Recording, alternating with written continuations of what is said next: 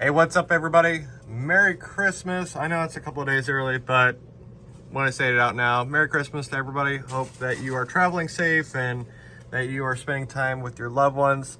We wanted to do a video right before the holidays, and it's very tropical. I mean, you can see we have the greens here. But yeah, it's been crazy how fast these holidays come up on you. But I hope you guys have a Merry Christmas. And with that being said, let's jump into what we are talking about today. And you can kind of see him back in there. Let's see if I can get my camera to focus in on him, because the light is trying to do its other thing. Well, maybe I'll have to put it actually in here. Can you see him now? So this is a black eye crocodile skink, also known as a black eye head casque skink. I wanted to talk about these guys because when I did the short on this skink, it got, oh, sorry, butterfingers. It got so much attention and all that. I just wanted to give out care guides, and these aren't a common skink. And so if you're ever thinking about getting one, here's a care guide to help you with that. And before we get into that, thank you to all the new subscribers. This channel, man, I can't say it enough each and every week. You guys are amazing. Thank you so much for tuning in and subscribing each and every Friday. And if you are new to this channel, thank you for tuning in today. And we bring you new and exciting reptile care guides each and every Friday. So if that's something that interests you, please consider subscribing and hitting that like button. So with that being said, the origin of the black-eyed crocodile skink is from New Guinea in Indonesia. So they do like it, as you can see, they like it wet. They like it tropical. These guys, so this is just a juvenile, and I'll move this stuff here in a minute so that you guys can get a better look at him. We don't want to stress him out a whole lot. But these guys will get 8 to 10 inches. They're actually born at about 2.5 inches, but most of them average out about 7.2 inches, and males are going to be bigger than females. Man, this plant is just going everywhere. And you can actually see it's not even, there he is. He's just hanging out back there. But these guys are insectivores, so they're going to be eating crickets, mealworms, waxworms, butterworms. Let's see if I can get a top view of him. There he is.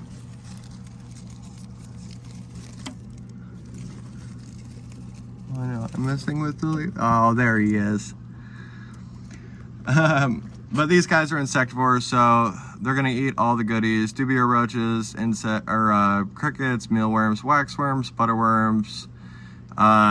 They are really inquisitive and very cool. You can see the spine structure down their back, and that's why they get their nickname, the crocodile skink. Because if you were to see one of these guys in the water, I'd think twice too. Habitat, as you guys can see, this is a tropical environment. We have moss. We have springtails. Oh, apparently the crickets committed suicide in the water, as always. And while we're pointing out that, actually, so make sure to, when you're putting the water dish in, it should be half submerged in the ground. And then make sure that you have like lots of driftwood and plants. These guys aren't huge climbers, but they will, and so we like to give them the opportunity to do just that. He's moving around. Lifespan on these guys is about 10 years with proper care. Oh, you can kind of see the coloration on his back. He is actually getting ready to go into shed right now, but the enclosure size, so as babies, these guys can be in a 12 by 12 by 15, which is what he's in now.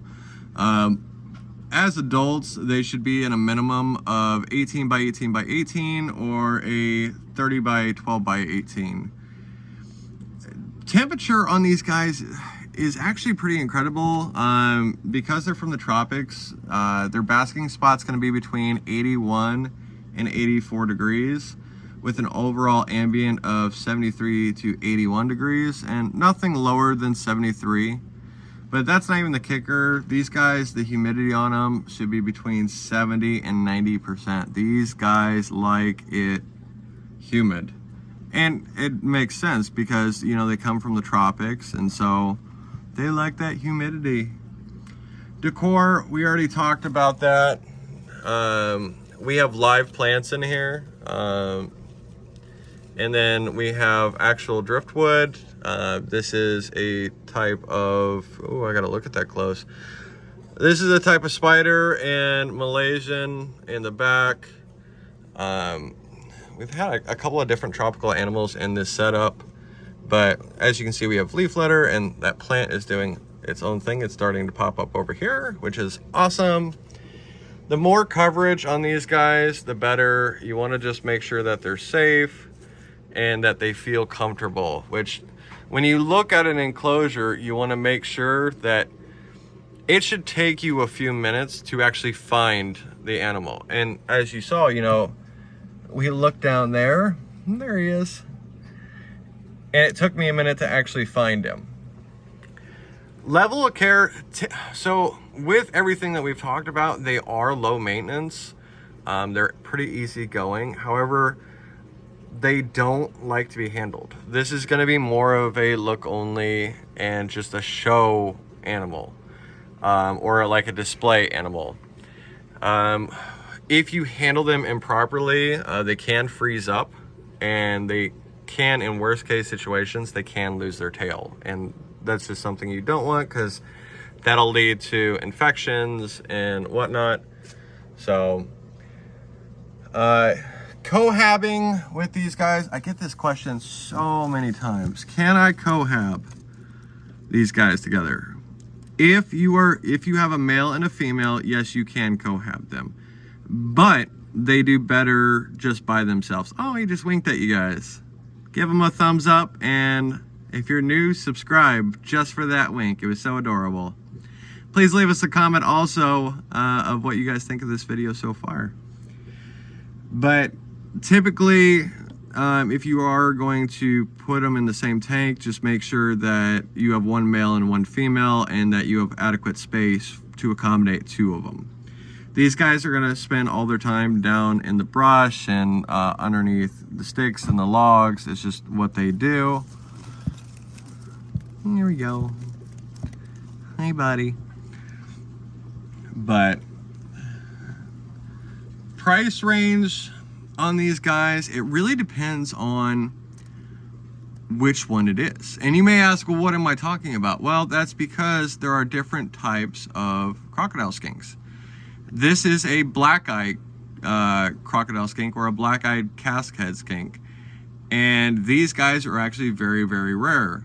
There's something that you don't see on a regular basis, but there are other ones. You have the orange-eyed crocodile skink, also known as the orange-eyed casque head skink. And then you have the red-eyed crocodile skink, also known as the red-eyed casque head skink. Now the orange, they're not as rare as the black eyes. He's checking himself out.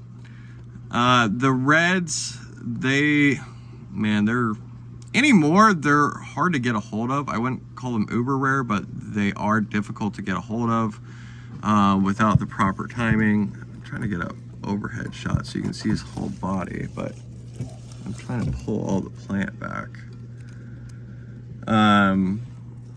But yeah, these guys, I'll put that back up there. We don't want to stress them out too much.